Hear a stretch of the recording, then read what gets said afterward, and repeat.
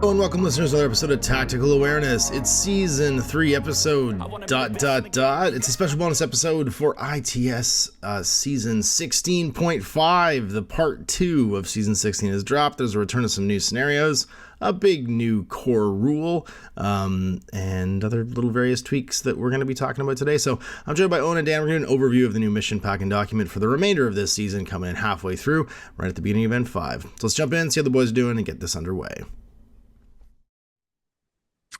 Because I don't feel like doing this entire document twice, even though there's not that much to this document. Hi, everybody.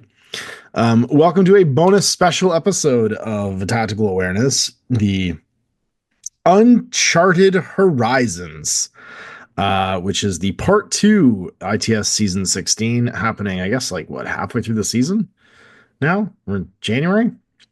And I've actually played a tournament right before this came out, so I haven't gotten to actually play any of these missions, and the three of us are going to go to Colder Than Carbonite to a satellite event where this is going to be what we have to play with almost like a week to prepare. It's perfect. Just came out on Monday. We're playing on Saturday, right? Hello? I mean, we're not using all the rules, so it's not like... Well, we're using are we not using the missions from this pack?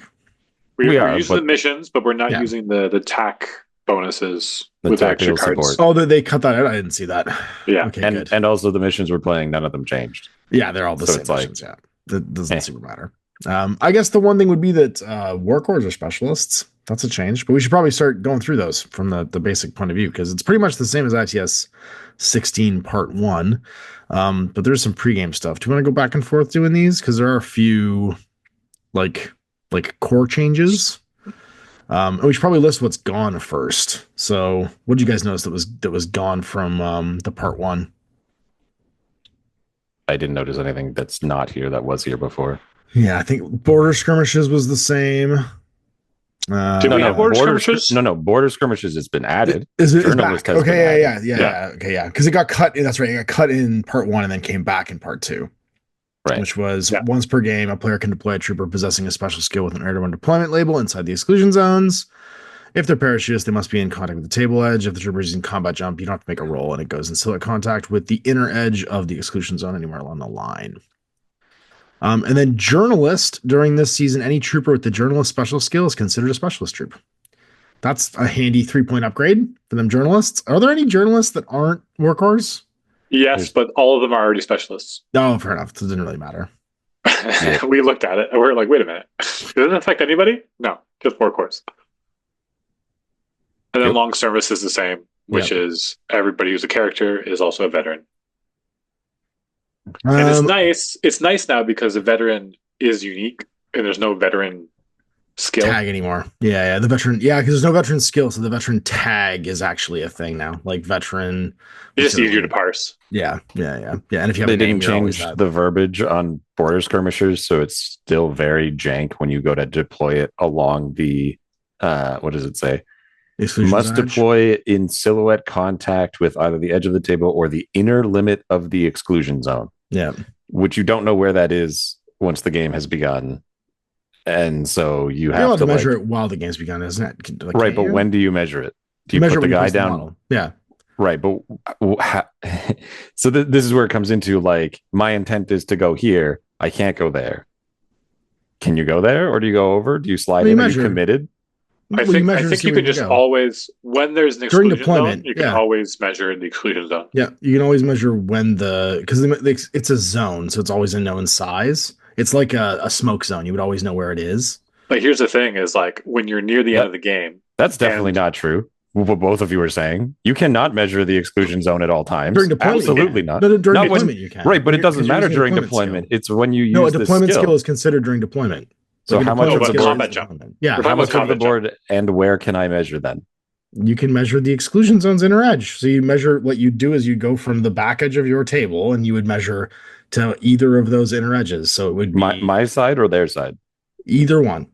So I can measure the entire table when I think I might use an AD trooper. You can, you know how big the table is. It's 4x4. So you can measure that thing Right. So like, you can measure if I had a guy in the middle of the board and I wanted to see whether I was in range of someone, I could put the measuring tape across the board. It doesn't say that. You can measure to the inner edge, it says. So you can measure from your board, from either board edge to the inner edge of the exclusion zone is where you can measure to. Right. So first I measure from their board edge to subsets of that. It's not allowing you to measure subsets of that. It's allowing you to measure the inner edge, 1 point across the line you can measure to from either board edge. Right. But what I'm saying is if you measure from both board edges, you have a line across where one of your guys are. Like, it's silly. And this is my issue, is that it can be just abused. You could have just made it that if they land within the exclusion zone, they don't roll. But instead they made it the line measure where the exclusion zone is to land within it. Like, right, but it's a lot easier to tell where the exclusion zone is than any point along the line of the exclusion zone. Your evil intent is overcomplicating. This is what I'm saying. I don't think it's as complicated as all that. I think you can measure to 2 points, or to along 2 points, basically, and that's it, right? Because if it's 8, you can measure 16 inches up from either side, and that's all. Because that's not what, 32? No, because you're measuring to the inner edge from either side. That's it. It doesn't say you can measure from your board edge all the way across. It doesn't say you can measure it all. Right. Like, if you want to be really specific, you're not allowed to get the inner edge. Yes, you can. When you're doing a deployment skill, you can measure because it's a deployment skill. Deployment skills allow you to measure during deployment of a model. Right, like, for example, when you're doing a parachutist, you have to measure. You measure their deployment. Yeah, exactly. On the edge of the table. That's right. You do the same thing for this one. Yeah, exactly. You just do the same thing for this one. Yeah. Like, I don't know why this is complicated. Because I played enough games of this where people went, I'm not sure where it is, and they wanted to put the model down, and it was off the line of where it was. And so then it became, are they committed to the spot that they put it because that's where the line actually is, or are they allowed to go a little bit to the left or the right? It's deployments. They're allowed to move the model until it's where it's supposed to be, just like nudging for coherency. And fire teams. Nudging for coherency? Like during deployment. During deployment. Right? You're allowed to measure during deployment. Yeah. Normally. And not combat jump or parachutist. Yeah. Just normal deployment, you're allowed to measure. So I think you're allowed to measure the same for parachutists. So why wouldn't you be allowed to measure for this? Like, you literally have to measure for parachutist. So you have to measure for this as well. It's the same thing. I'm going to go down the rabbit hole in the rules about deployment. Okay. Let's just skip this and keep going to the next thing because we're way down now. That got spicy quick. I know, super. Apparently, measuring is just Owen's been abused by that in the past. Well, Owen's point is that people will use it to abuse pre-measuring in other ways that you shouldn't be able to. But I think it's going to be really obvious when they're trying to do that. Yeah. And then you just slap them. And slap them upside the face. That's right, exactly. You just say like, okay, you can't pre-measure, so don't pre-measure. You can measure to this. You can measure to the line. That's what you can measure to. That's what you're allowed to measure, just like when you're doing AD. And then you treat that like you would anybody who's trying to cheat. You just call them cheaters. But it's technically not cheating. You know? Moving on. Moving on. If you're measuring from one model to another that isn't the model that you're measuring the deployment line for, then you're cheating. I'm not measuring to a model. I'm measuring to the deployment line. Our models just happen to overlap where that is. Okay, anyway. So escalation tournaments, free games, spec ops, direct action reinforcements, and resilience ops are all still extras. Classified objectives are working exactly the same along with the secure classified being here. And then we hit our first new thing on page 16, which is tactical support options. This is just like a reason to use the red cards, basically, right? That's what I'm getting here. You deal them out. There's a green cards. The green cards. Green cards. Yeah, that's right. Green cards are the ones I'm thinking up here. So the green cards are the ones that are like to give you your primary objectives. In a procedurally generated mission structure for resilience ops, and they all have little symbols on them. The symbols aren't great. Like, they're not super unique. Like, I don't know what the difference between adhesive launcher's symbol and medkit symbol is. Like, at a glance, they're both just dots, or the lieutenant gets +1 initiative. Like, I can barely tell those apart. They should have just been letters or numbers. Like, those are also symbols. You know what I mean? I think this was someone trying to be clever with, hey, we have these cards that no one uses. Let's increase the value for these cards. On face value, it's a smart idea. Then they've done it before. The last deck had this too. Remember, Owen, what was it that they had where it was like this cancels out this? Like, it was a classified, but if your classified has this symbol, it would like, if it had the medic symbol, it would do a thing. Yeah. I'm just saying it's like they had a version of this in the past where like you get bonuses if you remember there was one that was just +1 objective point and it drove you crazy. It was like no, there was one that removed the status of specialist trooper from someone. That's right. Yeah, in a season where money objectives required specialists to be in contact or in a zone, and then you could just be like, well, it's the end of the game. You have your specialist in base to base with that antenna, so I'm going to make him not a specialist, so you don't get that point. Thank you. Yeah, very binary. Feels bad. So what these are is every mission, if they use them, will say how many that you have. Like, let's say you have 2 of them, and then you'll deal yourself that many of those cards, and then you get to apply at random, and then apply them as bonuses. And the bonuses are like, after failing a skill test, reroll it. Get an automatic success to a scenario labeled single-use skill. So like pushing a console or something like that, you just automatically do it. That one's crazy powerful. Reroll mod, wild card one where you just get to pick from the chart. Get a sensor for free, become specialist operative for free, get a med kit, get a gizmo kit, cancel one of the opponent's cards. So just like, no, fuck you don't get this. And then the last 2 are kind of dumb. Get a blitz and an adhesive launcher. Like those just feel like they're lower value than the other ones. It feels like they're just filling out the list. And then you don't think the +1 whip is really low on that value? +1 whip on your initiative roll during the initiative roll. It's fine. Like that's okay, but it's not as good as like a gizmo kit or a med kit. I mean, like there's some that are just like on their face kind of more powerful. Especially when you don't bring any rems or tags and you got a gizmo kit. It's not as good as that. Yeah.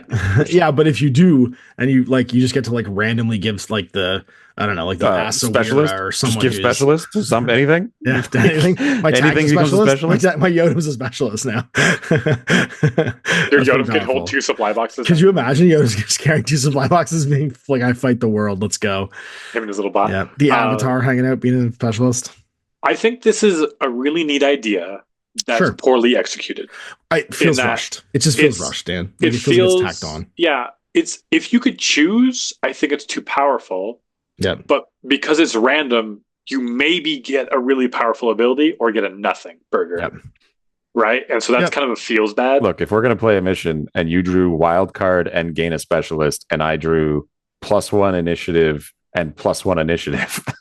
You only get each one once. There's only one of each one in there. Oh, there you go. So I get a med kit and a gizmo kit. Sweet. I have the terrible one. And like, if you have the wild card, you can get 2, right?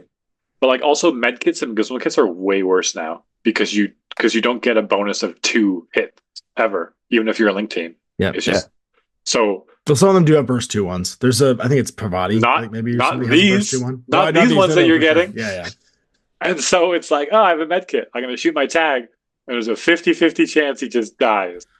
But hey, I have the option. Yeah. It feels like there'd be ways of making it more interesting. Like, I don't know, use like command tokens to purchase these or like allow, if you have like booty troops in your list, you know what I mean? Like let you redraw. Like there's just or like draw extra ones and then drop something like that. There are ways of making it more interesting, probably. I don't think this needs to be added. It's a lot more bookkeeping. Like you want to play acquisition. Of the game. You're going to need to have who's a specialist, which kind of specialist are they? Because certain specialists are better if they're an engineer or a hacker. You've got your QAZ creatures, your QAZ zones. You've got all of your speedballs and deployment abilities, and then now you get another ability on top of that. But this is during list selection. Right. What I'm saying though is that all of this extra stuff you're putting on the table and like being part of that is all being counted at the beginning of the game. Yeah. Don't worry. You can intuitively look at all the circles that look the same and then sort through the thing and be like, wait, what circle is this? I don't understand. Wait, I wonder if you just get some D12s. I mean, they've always just been like, and I think it's just literally they want to. You could just D12 this table 100%. The D12 is way better. But like it's just another. And again, Spud said this ages ago. The last time they did this, it was just another reason to get use of the deck. You know what I mean? Make the deck required, which is fine. If you don't have it, you don't have it. You know, use a D12. I still think the classified deck should just be printed in this document and get rid of the cards. Like they're just not necessary. They're fine. Completely. I didn't even add the fact that you have to draw classifieds. Just draw 2, pick 1, draw 2, pick 1, which is another annoying subsection of how that works. Like just draw 4 and pick 2. Like, why does it have to be this weird, like, oh, I got the bad pair, but if I had gotten the other two, like, I got 2 HVT ones and then 2 ones I could do.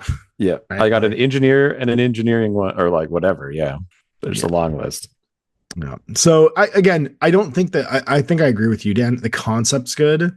It's badly executed. If it took up less bookkeeping and it was more like, you can't flag the model on your app. So even if you did, like, if you're the kind of person who uses the play mode of it, I do. It's not incorporated in there because you couldn't just like click the guy and be like, and he gains this ability, and like, it would incorporate it. Because there's no other reason to add that kind of stuff, right? No. Yeah. Yep. Some of these are way better than others, and some scenarios use more than one. I think the inherently thing that makes you twitchy about it, just like, not to speak for you, but it could be very unbalancing, or it could be nothing, and therefore, what value does it add? Yeah, exactly. Right? Like, that to me, that's the, like, if you make the Avatar or the Yodam a fucking specialist, that can be a huge ass deal all of a sudden. It's more the one that I think is like one of the best ones on here is the auto success when rolling a scenario. That too. Yeah, absolutely. 100%. I already brought specialists. I already intended to do shit like that. The fact that I can just remove risk, and then when I'm planning my turn out, when I'm in that turn 3 end game run, and I have a camo marker, and I know that I will not. I got fail, 1 order left. You can't actually screw this up, and so like, I will win on camo markers. Sure, but what I mean to say is, like, pick a different guy then. Like, pick whatever model you want. Okay, so you can't put it on the camo marker. Okay, pick the yellow. Is it? They always have to be, but it's not auto, not as a marker. People can't put up, but you can throw it out. Like, I don't think the automatic success is actually attached to anybody in the deployment phase, because it doesn't say when it's used. It just says before making a roll. No, the automatic success is just before making a roll. No, but it says you have to assign this tactical support option. Troopers are chosen to receive it. Must always be one of the models deployed. Players are not allowed to choose types in hidden deployment or in marker state. The troop must always be on the table as a model and not as a marker. Irregular troops and troops who are REM or vehicles are eligible to get it. But like, the wens are all in the column. I mean, like, it specifies at the end of the deployment phase in initiative. You have to assign it to you have to assign it to a model at the beginning of the game. Of them do, yeah, but I'm just saying, where does it say that, Dan? Yeah, that doesn't say that. I remember reading it. Yeah, it says there's only 2 paragraphs. Like, it says it for the specific ones, Dan. It says it for the specialist one, for the sensor one, for the gear ones, but the ones that are automatic successes and rerolls, you don't use them or assign them until after you fail a roll or before you make a roll, because it'd be useless otherwise. It's the trooper chosen to receive a tactical. Wait, does that mean like it's when someone comes around the corner and you're like, and now I apply the adhesive launcher? No, because that one specifies the when as at the end of deployment phase. At the end of the order. Holy shit! So like, that's what I mean. That's why the those problem children are the first 2. Yeah, like, they're, because the issue that I have for that is, like, can I give a camo marker auto success upon doing it? You'd have to be out of camo before making the roll. Okay, what does that mean? During the order? I don't. When do you break camo? When you declare an action, right? So if you move up to it and then declare the action, and then declare I'm going to use the special ability, and I'm now revealed for the entirety of that order, but I wasn't always one of the models on the game table. So can I do it? Or did I have to be a guy who was always there? And I have to remember which guys were always there, and I have to remember which guys went into impersonation or went into camo or whatever, or hollow echo. Those guys can't do it, even though it's at any time before making the roll, because at some point they weren't part of the board. Yeah. Don't forget. It's weird. I think we're just hammering it. Those 2 do feel like the most powerful ones. It like implies things. Oh, for sure. Because it says this trooper must always be on the game table as a model during the when. During the when, you can't re-roll something. It doesn't say that. No. Right? All it says is the trooper chosen to receive a tactical support option must always be one of the models deployed on the game table. And then players are not allowed to choose troopers hidden in hidden deployment or in marker state. So in my perspective, when you go to make that roll, you have to be a model who's deployed and on the game table and not in any of the states. And that's it, because you're now receiving that and you meet the requirement. So yeah, my previous rant of it saying that at any point doesn't actually matter, other than for the ones that say at the end of deployment phase. Yeah. Right. Yeah. So yeah, for the auto success one, you can have a guy come out of hidden deployment and push a button and guarantee it. Because it's before making the roll, so he'll be revealed when he's there. Yeah, You want to talk about a this could affect the outcome of the game. Yeah. Even just for order count, right? Because you know exactly how many orders it'll take to get there and what you're doing, right? Like you can then waste other orders doing other things and be guaranteed that success. And with every single faction I'm aware of has Disco Ball now. Is that true? Yeah. Okay, but this doesn't do anything for Disco Ball. What I'm saying is that even if it wasn't a hidden deployment guy, if you have Disco Ball, you can guarantee block line of sight. There's no ifs, ands, or buts about it. You just put down, you can block line of sight, and then have like that many orders for the specialist to walk up and boot the button, and guaranteed. Sure, whatever the method is that you're going to do it. The point is that it's guaranteed. In a time when they've tried to push down on like the auto success, like there's way less templates, the mods for being in linked teams aren't as high, the extra burst is gone, and then it's like also 1 in 12. Just do it, no questions. Two and fine. One in 6 actually, because the other that's true. Because the wild card you can pick it again. Yeah, but then it's like someone gets that and they're like, oh hell yeah, and then you get like, I had an adhesive launcher. I get a slightly better ARO with one of my pieces. I got +1 whip on my initiative roll, and I rolled a 6. Like, cool. Yeah, that's the same as you having the auto win the game button potentially. I'm glad we're not playing with it at Kohler and Carbonite. I'm not sure who's actually going to play. I think it needs to be. No, it doesn't even need to be played out. It's just a silly rule. It feels like an addition, but it's not put in as like one of the extras when it should be.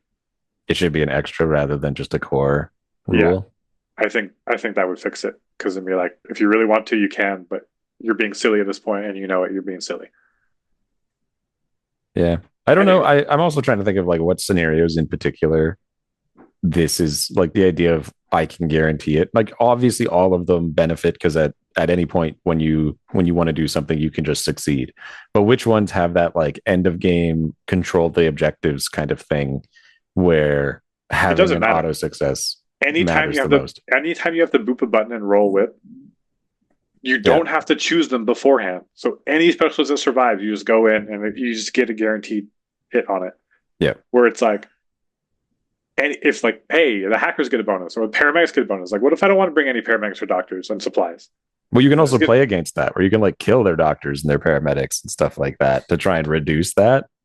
But then if they just drew that card and and then the best part is it's revealed. So you know from the beginning of the game that your opponent at one point is going to go, and then my ninja walks over and pushes the button and I win. I mean, it's extremely powerful. Is it more powerful than some others? Probably, but at the same time, it's just powerful. Just give him a gizmo kit. It's fine. Yeah. I don't know what else you could use these for, though. I'm trying to think of like if I wanted to change them, what they would be. It probably wouldn't be 12, but there's 12 symbols. So you might as well do 12 of something. I feel like you make them all powerful, and then you get to choose instead of rolling. Yeah. Maybe if it was just pick, or like put every piece of equipment on the 12, like put all of the things on there, give visors out, give camo and mim and stuff, and make it more like the booty chart. Just do the booty chart and then just make it a pick, and then you don't have, I guess you want to draw the cards, so like draw 2, pick 1. You know what you can even do, and this might be more interesting, is have each of the symbols have a table of things you can pick from. So like one's like gear options, one's like gun options, one's like skill option. You know what I mean? Like one's like reroll options. So he wants to go from 12 choices to 72 choices. Let's make a table. Like 3 choices of tables. Oh, I see. You spend to mix and match, and they're like one use only or something like that. Disposable HMG. Yeah, use them like a speedball. More speedballs. Speedballs definitely haven't been a big impact in the games I've played. Oh my god, the tournament I was in, everybody had it. Yeah, every game I've played, you can't. Why would you not? Yeah. Every game, literally, that was the call. The cry at Winter War was like, "Everybody remember your speedballs." The game is now. Well, also everyone remember that combat jump doesn't work the same way with speedball because you can just place it in your deployment zone. Everyone's like, oh, okay. Yeah. Because people were worried about rolling for it, and they're like, but what if we fail? Because like one of them had confused deployment where all the AD rolls were at negatives. And I was like, it doesn't matter if you pass, just put your deployment zone. But it's not a trooper, so it ignores. Yeah. Yeah, the confused deployment wouldn't work on it. No, it works for confused deployment works on it. No, it's just for AD rolls. It doesn't say troopers. I don't think it says troopers. I think it just says deployment rolls. What mission is that? I'll just check. It was Biotech 4 and Panic Room, and I think it was Biotech 4. Did it change? Did they get rid of it? Maybe. Any trooper. Yeah. Any trooper, yeah. Oh, this is troopers. Yeah. Yeah, speedballs are completely separate. Yeah. Good old speedball. Sure is one of the rules in this game. Yeah, you can't bonus it with an Evo hacker. You can't remove it or get the negative with the Evo hacker. Yeah. It just exists on its own. And then some games, you roll 2 repairs on your tag and you just win. Or no, I lost that game. But I should have lost more. I've won those games. Look, there was 17 turrets looking at my blue wolf. Right. And then Joan of Arc gets isolated at the first shot, and then we just hit her with a switch on, and she's right back to normal, and we don't go into loss of lieutenant and lose the game. It's great. I'm like, fuck yeah, I got her isolated. This is amazing. Switch on, and we're back to normal. I'm like, what the fuck? It's speedball is such a. I mean, this is kind of a separate from ITS, but it's the same kind of feeling of the. It's just, hey, more stuff. I have a way to counter your things. And maybe I only have 1 or 2 models that can do that. And then you can just become immune to that. I mean, so that I have to do it twice. Yotam's walking forward and you're shooting him with EM guns. And even if you win, which you didn't, I still would just shrug it off because I have a switch on. Yeah. Dude, Yotam with switch on is ridiculous. You're like, I can EM you. It's like, well, first of all, it's not a very good chance you EM. And then second of all, Anyway, moving on. Onto the scenarios. So what we should do is just see which of these had. I think most of them had tactical support options added. Like half. Most of them didn't change. Like Acquisition is the same mission basically, but has a tactical support option now. B-Bong's back, suitable for reinforcements. They're still flogging the reinforcements. Let's just talk about that now. We're going to talk about reinforcements? No, just like. Oh, the fact that they're still trying to make it a thing. They're still trying to make fetch happen. Don't play reinforcements. It's not like aggressively bad, but like it undermines a lot of decision making. That's for sure. Makes your games longer. Yeah. It looks like 11 of the missions have the suitable for reinforcements tag. Which ones don't? What do they consider unsuitable for reinforcements? I'm actually really curious about that. I'm just going to read the ones because I just searched the document. BPONG, countermeasures, decapitation, evacuation, firefight, highly classified, last launch, mind wipe, supplies, unmasking, cutthroat. Cutthroat is never mind. That's the other one. So capture and protect and countermeasures are not on that list. So only 10, and then the other one was so 10 of the 18. Is there now? Or how many are there? So why would countermeasures not be suitable for reinforcements? Because you score every round? I think you're thinking too hard about this. I don't think it matters. No, countermeasures is suitable for reinforcements. Never mind, you must have said it and I just missed it. Frostbite is not. Well, just for me, it's like, okay, they're continuing to add reinforcements, right? And in my perspective, I don't see what reinforcements adds to the game. But they have obviously an idea around it. But there's some missions that they don't put it on. So like, what about Frostbite makes it unsuitable for reinforcements compared to Capture and Protect, which is okay for reinforcements? Yeah. Frontline, they took it off. That makes sense. Frontline makes sense because you just win. I dump into your deployment. Yeah, I deploy all my models and I win the game. Like, because I guess that's kind of the same thing in Frostbite. Is it any of the ones that you have to own a zone at the end of the game? Panic Room. Oh, Panic Room does. Panic Room is unsuitable for reinforcements. Okay, so there you go. There's the logic. If it's a hold the zones at the end of the game, you don't get reinforcements. Yeah, Supremacy also doesn't, but it's not at the end of the. I guess some reason it has end of game score or end of round scoring, which I could see why they would do that. Well, because it's the same problem. Like if you went second on Supremacy and it was a reinforcements game, you just grab the zones at the end of the game. You just win. Like Armory also isn't. Yeah, so it's anything that involves standing in a zone at the end of the game or round prevents them from using reinforcements. So that's cool. So it's like, this is a bad rule, but it's really, really bad in these scenarios. So definitely don't do that. Yeah. Which, I mean, at least it's more than they had before, where they didn't identify which ones that. And so it was like, oh, let's play frontline with reinforcements. And then you just loose. How do we feel about keeping all the QAZ creatures in QAZ zones? Because they're still. I'm fine with it. They're scenario specific. Like they're just a weird scenario gimmick. You know what I mean? I'm fine with them, to be honest. Like I like the creatures. Yeah, I hate the zones. I don't like any zones. No, I agree with you. All the zones are crap, but that's fine. It's the creatures. The worst part about the zone is the zone hurts you. That's the worst part. It doesn't slow you down. I mean, it does slow you down, but it also just is a free hit against you.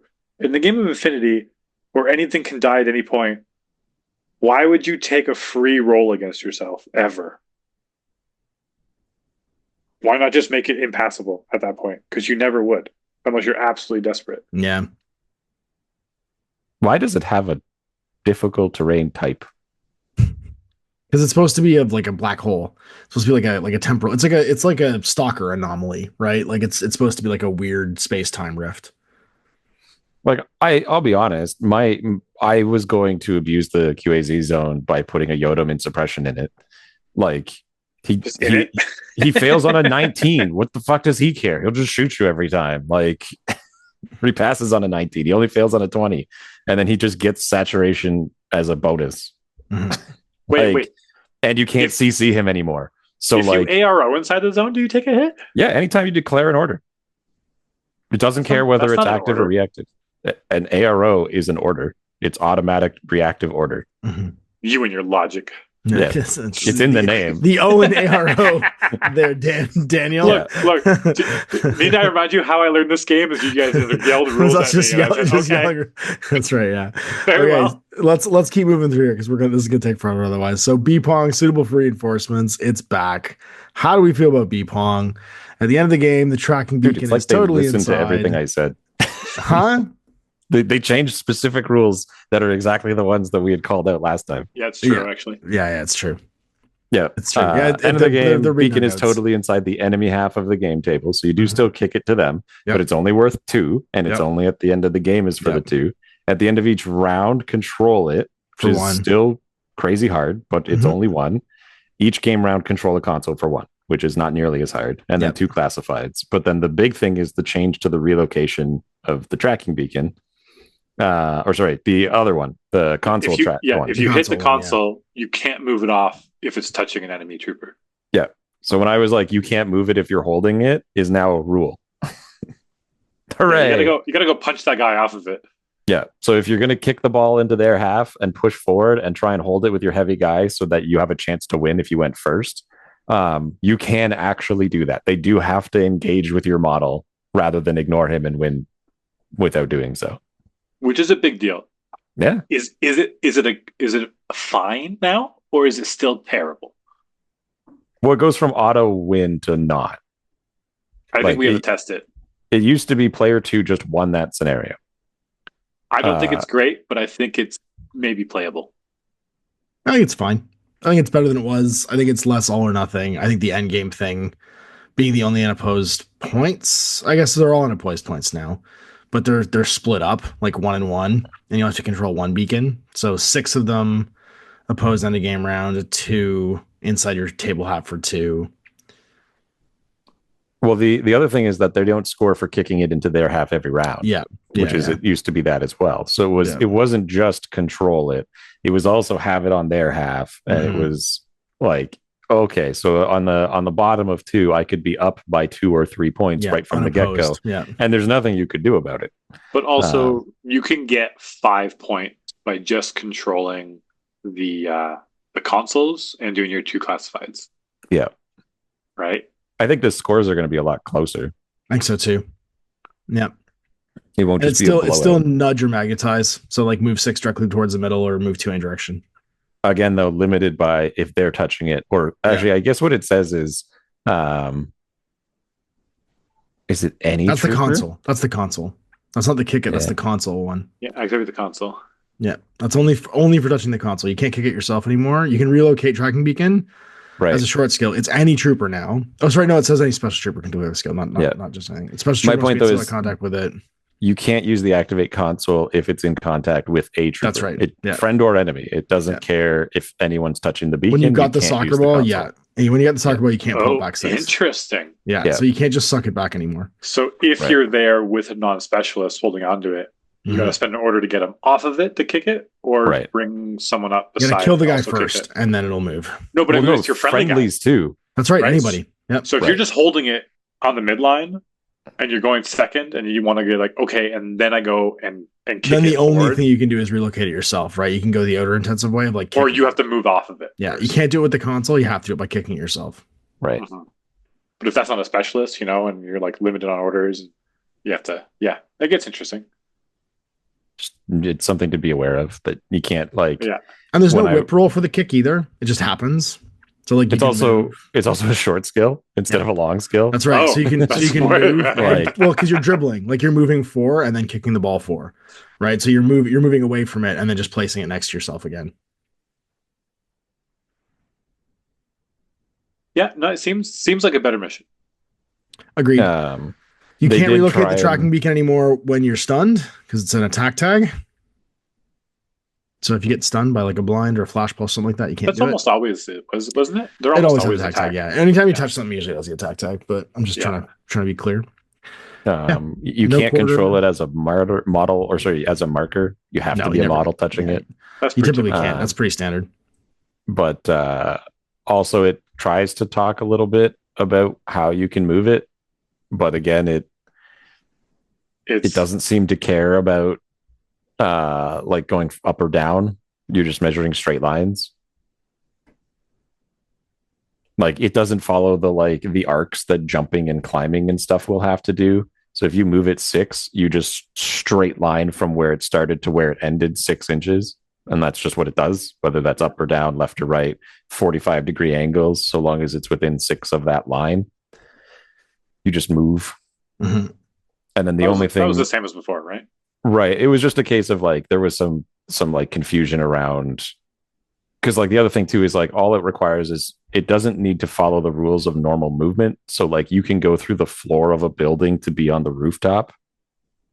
Like that's okay because all that matters is it's within 6 and isn't a closed room or an impassable wall. Yeah. You could just, because it's not that, you can just place, move not through a move. Yeah. Right. So it's teleporting 6 inches, not moving 6 inches or 2 inches. I feel like the immediate 6 to 8 inches around it would have to be deployed with the mission in mind. Yeah, this almost feels like you're going to need to think about it the same way you would make a table for like supply room or whatever. Yeah, like you need to think of it like a room zone. I mean, there's a big exclusion zone in there too. Like, yeah, it's it requires a pretty serious thought about how the table's laid out. And weirdly, 2 tactical support options in this too, right? So you can auto pass that kick. No, it's weird because it's actually a mini exclusion zone. I know, it's only 4 inches. And then you have a long deployment. So you have a big deployment and a mini exclusion zone. And so you can't start in contact with stuff, right? So the idea is that you're up 16, but you can't start in contact with the thing. Right. So all your advanced deploy troops that are advanced deploy 8 or advanced deploy 4 are practically on this exclusion zone too. It kind of upgrades. They are as soon as if you're advanced four, deploy 4, you're back. Because it's 8 inches between the deployment zone and the 4-inch exclusion zone. Yeah, 16 plus 4 is 20 plus 4 is 24. Wouldn't that be 8 That's inches? half of a board. 24, 16 plus. Oh no, you're right. Yeah, it's 20. Like the image is wrong. The image. Don't look at the picture. Right. Just read the numbers. That's because I'm looking at the image. I was like, wait, hang on. It's an optical illusion, Ash. So, for deployment plus 4, infiltration, same deployment zone. Yeah, that unless you want to roll the infiltration. So the greater zone should be another 25% bigger.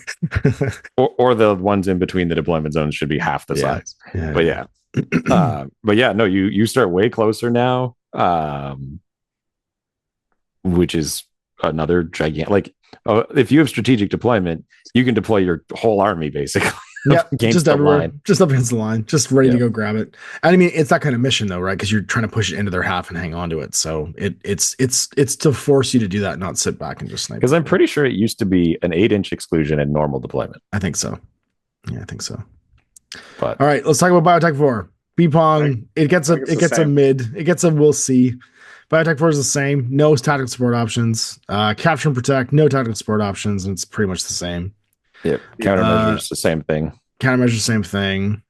We've been checking these. Decapitation, same thing. Suitable for reinforcements. It's like anything that didn't change didn't get any tactical support options either. But guess what's back? Our favorite, Yotam's favorite ride at the amusement park, the Evacuation. This is last launch. He's just mad because I beat him at Carbonite last year on this mission with it, or on last launch when we get there. Skitching along walls with a Yotam and a cutter. Like an absolute hero. In your pajamas was the worst part, that you beat me in your pajamas. In your fucking pajamas. In your jams like a fucking hero. Evacuation gets 2 tactical support options. At the end of the game, have an extracted civilian for 1, and there's 4 of them. They're the 4 that are in like a little like square. At the end of the game, have an extracted HVT. That's the enemy HVT, 2 objective points each. You have to deploy 2 HVTs in this mission, and then 2 classifieds. You just deploy them as normal, right? Yep. Yeah, usual rules. But you got to go grab them and take them back, right? So your opponent can put them in really shit places, and 4 points are based on this. In the corner, now, way over the side. On the upside, though, there is no exclusions on this one, right? So your infiltrators, your infiltrating specialists, they can be right up on the line and go run through. It's a square of the like regular guys, and they're all worth something. So you can grab your friendly ones and dunk them just like anybody else, and you extract them on the console. No, it's enemy HVTs. No, not HVTs, the civilians. Oh, the civilians. All 4 civilians can be extracted by you, like even the close ones, right? So you can extract your own. Okay. Yeah. Oh yeah, that's why it's worth 4. So it's 4 for the civilians, 4 for the enemy HVTs, and then 2 classifieds, each worth 1. Yeah. Here's another one you're going to tie a whole lot. Yeah, because you're both going to grab your own, and then you're going to fight for like 1 HVT each, and then classifieds. And classifieds are actually, if you can do your classifieds turn 1, do them. Like dump your 2 HV or dump your 2 so you're looking at a minimum if you can. of like 6-ish orders to do the civilians at the beginning, depending on your unit type. Yeah. And then 4 to 8 order, and that's if no one fights you and the board is set up and blah, blah, blah. And then you need to do your classifieds, which maybe you can do them really easy. This is definitely one of those ones where a motorcycle specialist is still super handy. Hey, but you can do it in 2 orders. Yeah. I have no motivation to play this mission. I don't really either. No, it's still one of those ones where like, the problem I have with Evacuation always is because it's like Did you bring 8 random models? And I've pre-scripted that too, but I've pre-scripted my opening moves. I don't like any mission where like I know what my opening order allocation is going to be basically to try and get X or Y number of points. It just doesn't, it feels telegraphed. I'm having to spend way too many orders to score any points. And you don't get to do it by fighting or by being ingenious. You do it purely through order efficiency and model selection. Like, I don't like that the metagame affects this mission so much. But also, if you have a faction with like a strong ARO presence, like I keep playing a local guy who keeps bringing a Janissary with missile launcher in a level 2 fire group, and it's just like, I can't really arrange you very well because you got like 3 of them. And if the table is open at all. And it's just so BS 14 and BS attack -3. It's just so hard to deal with them unless you can maybe put up some smoke, but then that's super order intensive. And so it's just kind of, I don't know. It just seems like you're not good. It's too bothersome to do the objective, and it's not fun at all. That's what I mean. It's telegraphed and fun. Like you just know you have to do it. The objective, the mission forces you to it. I got to go grab this guy by the arm, yank him over, drag him to the middle, and slap him on the console, and he gets evacuated. And you're like, it's not cinematically why fun. do I care? This is the worst. I think it would be more fun if it was like a get them into a space and then survive in that space. Kind of, you know what I mean? Like having to actively gunfight. Like make it a little more Black Hawk Downy. Yeah, you could just have merged. It's more packagey. You could have merged the unmasking where you're killing them with this. Yep. And like you have to like bring them to a location and then have them alive at the end of the game. Or one of the four is the real one. You know what I mean? Like that too, or like you're trying to figure out which one's which. It's just so order intensive though. Yeah. Right? Oh, I agree. You're like, hey, it'd be way easier because there's two special buttons. What if you just get your whips automatically? What if you just pick up the civilian and leave right away? All right. So we still don't like Evacuation. B-Pong gets a 50-50. We're not sure about Evacuation. Still just like it's not a fun premise. Right. Because like unmasking around and doing things. Unmasking is like, okay, I gotta go hit 3 buttons. Yeah. And then I gotta go murder people. Right? Which is what I was doing already. Like I can do that. It's the mission that if you throw it into a mission pack for tournaments, they have to write a list for it. Kind of. Right. Like, and that just isn't fun when your list 2 is dedicated. Except like you're going to take the L there. Yeah, that's right. Yeah. I'm just not going to win this mission. I'll order a pizza and I'll just put everyone on coffee? The top arrow. Ash is going to get coffee. You're like, I fight. Do you arrow? I'm like, yeah. I just roll some dice. Yeah, I don't know if I hit. You tell me. I mean pizza. All right, firefight. And suitable for reinforcements, no tactical support options. It's basically the same. Frostbite. Same? Yeah. Kill more specialists, kill more lieutenants, kill more army points. End of the game. Have gotten something from the panoply and 3 classifieds. Did they spread that out? I thought it was 2, 4, 6, 7. No, I think it's the same. I thought kill more army points was 3 before.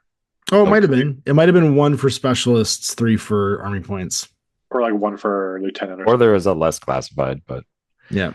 No, never mind. Firefight always had the 3 because everyone got all mad when I was just don't bring any specialists. Yeah. And then it's like, oh, how do you do the classifieds? And it's like half of them you don't need to be a specialist. That's right. Yeah.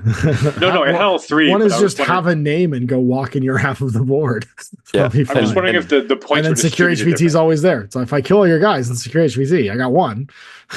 And I've already been up by 2. That's right. And I'm up by 2 because you can't score them.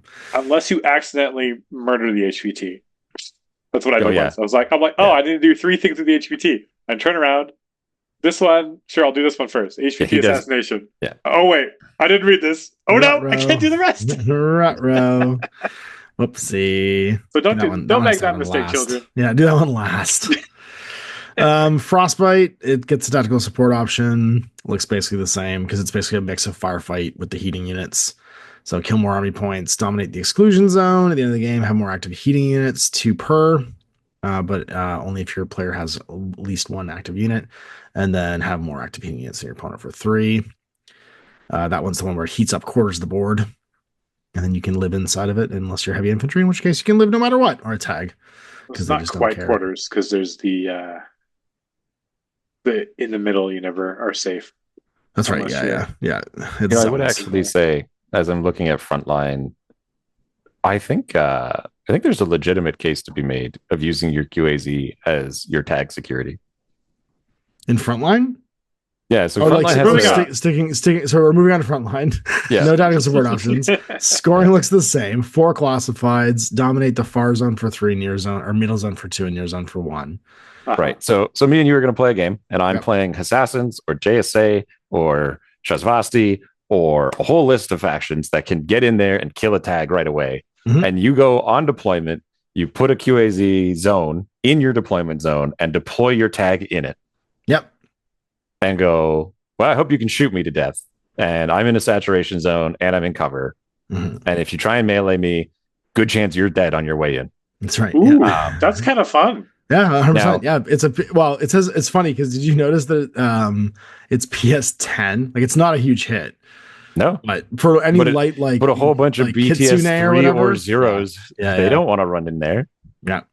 Yep. Yeah. And so you just put that on top of yourself, and when you walk out of it, your tag is going to be at least BTS 6. So you're like, on a 16, I'm fine, and I can drop a speedball if I really needed to. Yeah. And if they don't have terrain total, they got to stop and then spend another order to get in. Right. Mm-hmm. Right. Like it's huge. It's like I can actually. Never mind. It must be completely outside any deployment zones. Oh, does it require that? It does say that. I'm like, this sounds too good. Completely outside. Yep. I mean, again, you can put yourself up against it, but yeah, that does make it a lot harder. You need some kind of advanced deployment. You're all it's completely outside your deployment zone. You can't be up against it because it's the millimeter rule. You could deploy advanced. You have to be deployed completely inside your deployment zone, and it has to be deployed completely outside your deployment zone. No, but what I'm saying is, like, if you were crazy and decided to actually play a Shakouche, you can put advanced deploy on Shakouche. Yeah. Because and you can even just dodge into it with your first reaction too, right? Yeah. And then you've got like the strategic deployment people that are out there. Well, no, because you could. Is it a move skill? the dodge? Yeah, the dodge is a move skill. Yeah. Yeah, so you can't touch it. You dodge into touching it first, and then you would dodge into it again. Yeah, at that point, or fall back into it because it prevents cover after they hit you. That's true. Yeah, fair enough. Misunderstanding. Last launch. The other highly classified change. Last launch. Here we go. Everybody's favorite mission. 2 tactical support options. Great. At the end of the game, have extracted more army points for 2. Have extracted more specialists for 2. Have killed more specialist troops than the adversary for 2. At the end of the game, have killed the same number of specialists for 1. At the end of the game, dominate the launching tower for 1. So be in the room for 1 more. And then 3 classifieds, each worth 1. There's 2 ID scanners in the center line of the table. The ID scanners represented by tech coffins. You can download IDs for specialists. And allows them to make a normal whip roll and they get an ID token. And then swap IDs is also a short skill to give it to somebody else. And then you can only go into the launching towers like launcher if you have an ID. But there's no roll to extract. You just do it. I was going to say that tags were slightly nerfed with their new pilots, but not really, because you jumping back in your tag is the same as it walking beside and passing it off again. Yep. Right? Yeah, you just use them to grab the ID and then give it to the tag. And the tag just walks in and goes away. Like slightly less efficient. What you do is you don't get a specialist anymore, Dan. Right? Because like before, what happened was the crowd bot went in. It was a specialist. That's right. And the Yoda went. And you don't get the auto tag for having an Evo anymore, right? No, so like the whole meta of this mission was you'd have an Evo bot. You'd go first. You smoke the room. You walk your bot in, and he immediately leaves. You have no other specialists other than him, and then you kill their evil bot and you win the game. Yeah, because they added an extra classified because it used to be 3 points for extracting more army points, and so you'd have 5 points off the bat, and then you'd probably get 7, and then the rest doesn't matter. Yeah, and that was it. I know because I played that game. Yep. No, I mean, well, you played the other side of it where I brought no specialists. And where you were going to try and do that, and I killed your Evo bot, and then I had you didn't have any specialists at all? My Yotam's pilot got out, picked up the button, climbed into Yotam, and then the Yotam left. And that was the only specialists I had. I mean, that's a lot of points. I think right now, with 3 classifieds, dominating the launch tower, and killing specialists, you can get up to 6 points without having ever evacuated anybody. Now, if they only had the 1 specialist or no specialist, then, then you're back to 4. But yeah, the fact that like not all in on evacuating this necessarily. It means you don't have to do the turn 1, try and win the game right then and there. You don't have to list build to such a degree that like Firefight, where you can just deny your opponent's ability to interact with the game. Well, like the extracting gives you a max of 4 points, and all the other points are another part of the game. So it's important. 4 points is a lot, but it's not the end all be all of this mission. Yeah, right. Because it used to be 5. Because 5 was enough. 5, you would just win. And that was the game. Yep. So yeah, taking out the Evo hacker, I think was a good play. The rest of it's still very like one trick. Tags changing is more of a fundamental change than this mission is. Wait, the Evo hacker can't do it anymore? Oh, because the Evo hacker could auto do it. He had the auto ID checker. And they took that out. So okay. So you can't just beeline anymore. You got to actually play for 1. Yeah, it takes a lot more orders. You got to line it up. They made it more order intensive, which is everybody's favorite solution. Yeah. Well, I mean, they solved that issue of I walk out of the board and then the game is I win. You can't fight me. Yeah, exactly. Mind wipe. Suitable for reinforcements. Tactical support options 1. End of the game, have destroyed the enemy server containing the rogue AI. It's basically the same scoring. So kill the rogue AI for 1. Same number of enemy servers for 1. More for 2. Have your AI alive for 2. And then have none of your servers destroyed for an extra 1. And then push a button. And then 1 classified worth 1. So it's 9 for the mains. And then 1 classified. And you're just hunting the robot still. It still has the Uber hacker with the data erasure. This is different now. They updated it. Yeah, they updated it a little bit. It's burst 1. No. Sorry. The data erasure is the same. The Uber hacker special order is different.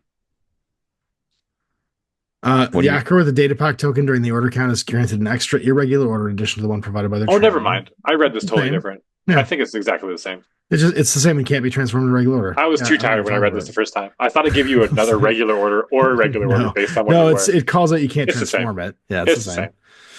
It's not PS17 anymore. It's not PS17 anymore. No, it's PS3. It wasn't very good. I'll be honest. Not very the good. Odds of hacking. PS17 was not great. No, not great. Yeah, they got that wrong. It was damn 17. Yeah. So PS3. There we go. Other than that, kind of the same. Hacker bonus for the mods. And then Panic Room. Same. Supplies. Most of it is the same, in all fairness. Yeah, supplies. I'm just saying who has tactical support option. Supplies gets tactical support option. Supremacy is the same. No support option. Did we talk about the confused deployment not affecting speedballs before we started recording or after?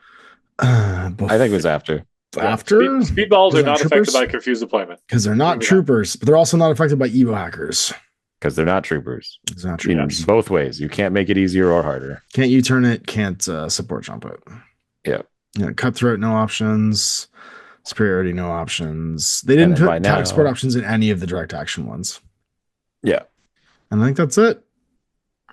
Yeah, I mean, the whole change is they brought back the 3 kind of questionable scenarios from the previous season. They retooled them. Yeah, they retooled the 3 scenarios from the previous season. Yeah. They didn't change them enough, in my mind, to be honest with you.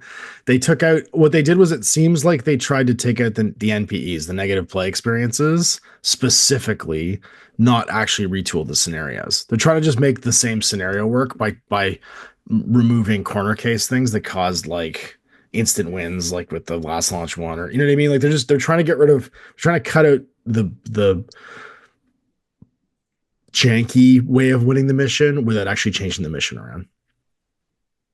The annoying thing about last launch is like, okay, well, if I can get some smoke down or kill these people on this side of the board, then I can spend all my orders going over, getting some IDs, passing it on to my big heavy troops, and then getting them out of the board. Yeah. And it requires 0 interaction with. Yeah, it's completely non-interactive. Yeah. And then they kind of try to do it more efficiently and kill my guys in the room, and then they do it as well. And you're like, wow, it's like, glad we're playing some single player games over here to actually play the mission, right? If you want to play the mission. Yeah. Again, they took that out a little bit because you don't want to get as many people out. But at the same time, you do, right? Because it's 4 points. Right? And that's fine. So, it just feels like this is like just last season again. Yeah. Right. I like Pong more. The more I look at it. For sure. I don't disagree. But I'm saying is there's nothing in this season that feels fresh and new the way previous seasons have felt fresh and new. Right. The story's not super different. Specialists. Dan, 3-point specialist that moves 4/4 in a version where 6/6 is everywhere. Yeah. So that like to me is it just feels like the season is playing it safe because the addition's new, and we'll see a more interesting season probably in 17. That's what this feels like to me. They're just retooling last season, trying to make them a little less gamified, the missions themselves, letting the addition settle in, and it just feels like a softball.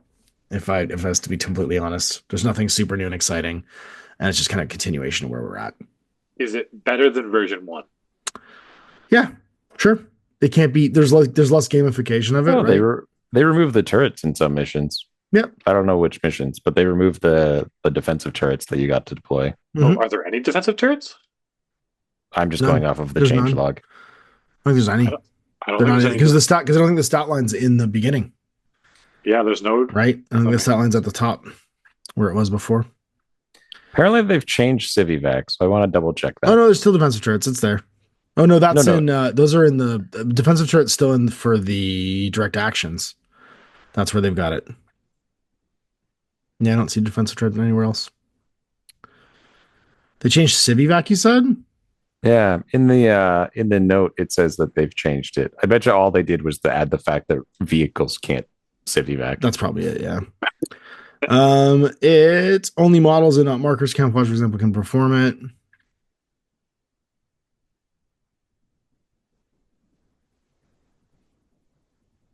If it possesses impetuous, or can't divide. If it's peripheral, if it's rem or vehicle. Yeah, that's it. Its troop type is rem or vehicle. That's it. And it can be coordinated part of a fire team. Whip +3, which I think is different. I think it used to just be flat whip. Because remember we were talking about the motorcycles driving around doing it. That might be the case. But now you can't get rid of the impetuous on your motorcycles. So much for your motorcycles driving around doing your civ evacs. Wait, you can't do it if you have impetuous. You can't civ evac. Correct. Yeah. Or if you have frenzy. So 112 is on the table. He's the motorcycle boy who can do it because he doesn't have impetuous on his motorcycle. Yeah, and you can't civ evac if an enemy model is holding hands with the civilian. Mine can't have them. Yep. I think burn out smoke and you just have a tug of war. You're like, give it to me or let him go. Yeah, you better kill me. And then apparently the only other changes they added wounds were switched to Vita. Yeah, it's smart. Yeah, and that's it. That's the only. I don't know. I mean, it's fine. I think B-Pong and Last Launch are much better. I think they're actual games now. They aren't just like, oh, I went second, I win, or I went first, I win. I think Evacuation is still boring. I think Evacuation is still just boring. Not good. Yeah, it's just annoying, is what it is. That's what I mean, right? Like you don't do anything fun. You need to do 2 interact with the scenarios to score 1 point, and that's annoying. Because every other scenario in the game, if you do 1, you get a point. But for that one, you got to potentially work towards a point. Or no, because even the ones that are like push the console to reveal on a hidden guy, you got a point for revealing guys. No, you got to have hit more consoles than the enemy. What? Sure, but you get a point then. Only if you've maybe not. Okay. Anyway, moral of the story is you can civ evac a civilian, and it doesn't matter about anything else because you didn't get a point for it. Yeah. And that's my point. What I'm saying having civ evac doesn't potentially give you any point. Which required you to do a scenario play. Whereas those other ones, if you did that, all of the things staying the same, you still get a point. Whereas civ evac doesn't do it enough. And so every single point, it's like, even if you had the ability to move perfectly and had the movement to move perfectly and passed every roll, it's 8 orders. It's almost a third of the game. Just pick up civilian, walk, and push button. Yeah. And it's probably more like 16 orders because you probably need 2 or 3 orders, or sorry, like 4 orders per guy. Like, why would they make it so Rems and Impetuous and Frenzy can't do it? I know no one talks to robots. But because, I mean, like, because the guy who's half werewolf, Dan, the child isn't going to go with them. Like, it's to represent the fact that you don't look like a trustworthy individual.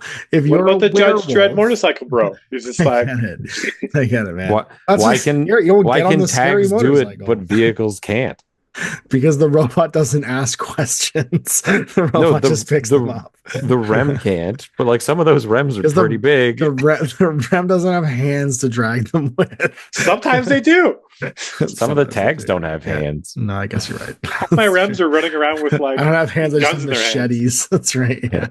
But what I mean is like, okay, you can justify thematically why they can't do it, but like game wise, those are among your fastest guys that can move, that can do the objective without because they want it to be pull slow. Your hair out. Because they want it to be slow. Right? That's the worst. Yeah, they want it to be annoying and order intensive to do it so that you're focused on the scenario. But then the reality is people just kill each other till one of them goes in retreat and you desperately get 1 point and that's the game. Like that's like, how it goes. Because like, think about like a vehicle could do it. The vehicles are like, 8 or something movement. Yeah. So you just run around. If anyone could, the guy with a car should. Right? The guy running over that child. Hey, I need you to get in the car. We're going to bring you to the evacuation. No, don't stay here. It's Bat Country. I want to be carried. Get out and walk with me. Like, that's what he's saying. I don't know. Just shoot him. Every scenario should start with unmasking followed by evac, or vice versa. Like, first mission you play evacuation, second mission you play unmasking. And so then, you get mad at them in the first round. Yeah. And then Parvati's like, I have structure. I'm not really alive. I'm basically remote, but technically I'm not. Come with me if you want to live. And they're like, oh yes, please. Anywho. You just play evacuation, you get mad, then you play unmasking, and you kill all those civilians. And you're like, that was this is what I wanted to do the whole time. Yeah. You're not allowed to deploy in. Oh, it's countermeasures. Is that this? Can you deploy the HVTs in silhouette? You're not allowed to deploy in silhouette contact with any HVT. And HVTs can't be in silhouette with anything. Like even like building structures, right? I don't know. I'm just reading like little italics text that I didn't notice before. Yeah, I'm pretty sure HVTs, unless they changed it, I don't know. Last edition, HVTs when deployed couldn't touch anything. And so in unmasking, they could dodge into cover once they were activated or revealed. But otherwise they couldn't benefit from cover. I don't know if they've actually changed that at all. I don't know if I care. That'll come up eventually one day. Yeah, but not today. Not today. I don't know. There's not a lot actually to be said. I don't think so either. About it. Nope. The tactical support and we're done. Kind of dumb. That's it. We're done. ITS 16.5. They brought back missions that nobody likes. That's it. They tried to fix them. Wait. If this episode's going out right away, what we all bring into Colder and Carbonite? Ooh, yeah, let's talk about that. So I'm taking my Corregidor army because it's easy to pack up and it probably won't break because there's not a lot of big metal minis. They're all Siocast, and I've played the game with them a million times. So Corregidor, and I'm only bringing a single list because fuck it. I don't want to think that hard.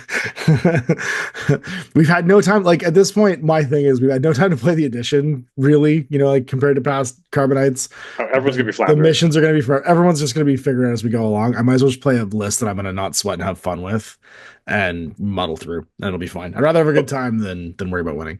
But also, most importantly, when your opponent inevitably uses all of your time trying to play their turns, right? I'll know my turn quickly. Exactly, I can quickly play my turn. Exactly, 100%. Dan, you know me. You know me so well. Exactly. It's a legit strategy. Yeah. What about you, man? I was pumped up on White Banner because the last two big events I've played the other Yujing sectorials. But then Owen was like, "Look how cool Torchlight is," and I was like, "Oh, 12, my first love that was forced upon me." But still my first love. Damn it. And I just played a few games with them, and I'm like, this is more fun to play than White Banner for me. And White Banner has some cool stuff, and I was having fun with it, but I was just having more fun with Torchlight. And so I'm going to play Torchlight. Samus, the parachutist, is going to be in both lists because just bonkers good. It's 53 points, but I mean, you parachute in with a decoy. So even if you're desperate and have to come in and they shoot you, you're like, one guy gets to shoot me, 50-50. Maybe you shoot the right one. And then they got a deployable turret, which can just be annoying. And then they're move 6-4 with Arm 4 BTS 9. If you fairy dust it, they only fail Carbonite on a 20. And you just run around plasma rifling everybody. And nobody wants to get hit by a plasma rifle. Not one person. So yeah. And then my other list has, one of my lists has a double record tag. Hell yeah. Yeah, it does. It either destroys entirely or it fails entirely. It just falls apart. Yeah, it just falls apart. Because it's like for 51 points, you get a tag with basically 4 dice good first. Shakoosh. Yeah, you get good shakoosh. And only immunity arm people are not afraid of its attack. Everyone else shakes in their boots. Yeah, everyone else is like, oh god, no. Oh god, oh god, oh god, oh god, oh god. So he's like, you never want to get hit by it. So it's just, we'll see. How many shakooshes are you bringing, Owen? Owen doesn't know what he's playing yet. I don't know. Owen has no idea. This is my favorite part of every time we do this is Owen's just complete existential crisis about what army he's going to bring until the night before. He'll bring 3 armies up to Edmonton. Yeah. The night before, in the hotel room, we will 100% figure it out. I have so many lists written I know across. It's amazing. How many factions have I been playing? 1, 2, 3, 4, 5, 6, 7, 8, 9, 10, 11. There's 12 factions, 13 if you count Kestrel, but I'm pretty sure I'm not going to play Kestrel because I can't get models. But the other 13 factions are all fighting for their right to exist. I was guessing 5. Yeah, no, it's way more than that. It's way more than that. It's like Pano Military Order Svartalheim, where it's like Pano gets what's his name? Maximus and a Aquila Guard. And I think both of those are awesome. And I want to play them. But double Seraph and double Yodam appeal to me. They speak to something deep inside. I think they're both amazing in their own special ways. And then obviously, like, Cosmo is on that list only because I think I want to be the person who comes out and plays Cosmo and be like, Ariadna's still all right. Like, here's my bears. Assassins, because Assassins just got buffs across the board, and like, they're really, really good at every mission that's in this pack by default. Like, it turns out in Mind Wipe, you don't have to kill the enemy's like big fancy console. If they don't kill yours and you kill any console, you win 7. Like, but 2 Fidesz is really good at doing it, and they're cheaper now. Vanilla Hawk Islam, because Saladin with 2 Magariba guards is an option, and the Corsan is even better. All of the Aleph factions, because I have a huge collection of them now, and then Shazvasti. So I don't know. There's like why do all of why them, do you do this to yourself? All of them are neat. I just don't know why you do this to yourself. It's incredible. Just play Shazvasti. No one's even heard of Shazvasti. Yeah, no one's gonna know what to do. Just play Shazvasti. Just do I'm gonna bring that quad guided list. Yes, guided sniper rifles. Coordinate guided. Yeah, coordinate guided. We talked about it the one night with Eamon about oh god, how much guided could you put into one list? And Shazvasti, you can do a coordinate guided attack with snipers and missiles. And it's like, why would you do that? I don't know. We really want something to die. That's why. Yeah, I need you to dodge really good. I need to roll this many dice against you. Yeah, I want to make a 4 dice guided attack against you. They're the only ones who have an AP guided attack, which is kind of neat because their sniper gets to become a template and it can still be AP. Mm-hmm. The Glylo is really cool. Sphinx is Sphinx. He went down in points. Did you know that? Most things went down points. He went down 6 whole points. He's almost less than 90. Almost. We got really sad when we discovered that BS guided cannot use BS Fizz or BS whip weapons. Yeah. There's a lot of weird stuff that exists in this like latest iteration of Infinity. Yeah. Like there's like, because we're in our like regional Discord and stuff, and everyone has their opinions on like this is the thing. What's his name? Tarek is insane. He can move 16 inches a turn, and he's immunity arm, and he's got all this and that, and well, watch out for this other guy because he can do this thing. And it's like 12-point Kosetsu has BS attack -3 and a Thunderbolt, and you can bring as many of them as you want. No Swick. Yeah, I don't know if you've seen that. Like JSA got to go onto my radar purely because I thought that was hilarious. Where I'm like, wait a second. I could bring 10 Kosetsus in duos and Hors and Harrises scattered all across my deployment zone, and they all just shoot on 12s, and you're -6. And then the rest of the list is Shinobus. Yeah, I don't know. I don't know what to play. I might play double Yodam, but I played Yodam Cutter last year, and that's what's got me so opposed to playing them. Not because I don't think they'd be fun, and they've got a new lease on what was already, in my opinion, a pretty good life. But I played it last year, and you and I literally played at one point where you played against a Yodam and a Cutter. It was great. Do you want to do that again? Not really. But I mean, I don't care. I'll take it if someone else doesn't have to take it. I am the lightning rod to your insanity. I will happily stand at the gates of whatever that is. Give him the double Yoda list. He doesn't even have to bring any models then. That'd be fine. It'll be fine.